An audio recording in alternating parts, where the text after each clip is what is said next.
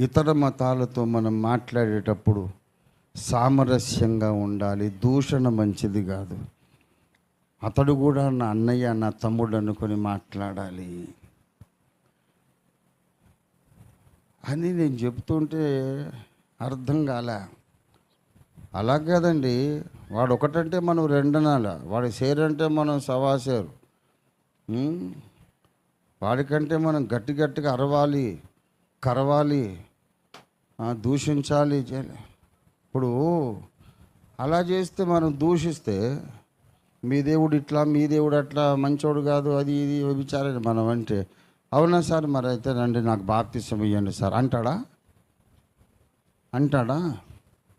తెలివి లేదు వీడికి. ఇతర దేవతలను దూషించకూడదు. రాధా మనోహర్ దాస్ గారు యేసుక్రీస్తు ఫోటో ఎక్కడ కనపడితే అక్కడ దాని మీద యూరిన్ పోయండి అని ఒక ఇంటర్వ్యూలో చెప్పాడు. అది మొత్తం వైరల్ అయింది. దాన్ని గురించి నేను అటుపైన ఆదివారం ఏమో ఇక్కడ ప్రస్తావించాను. నేను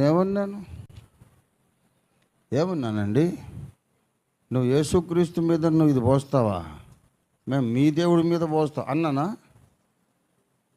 మరి ఏమన్నాను? మేము అన్నామా ఇలాగా? మీ దేవతలను గురించి మేము ఎంత గౌరవంగా ప్రస్తావించాం.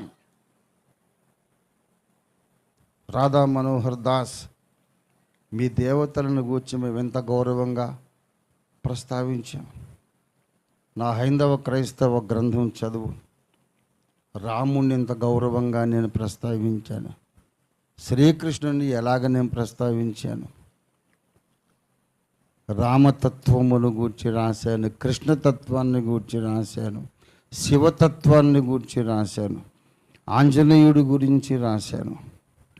ఎక్కడైనా దూషణ మాట దొర్లిందా?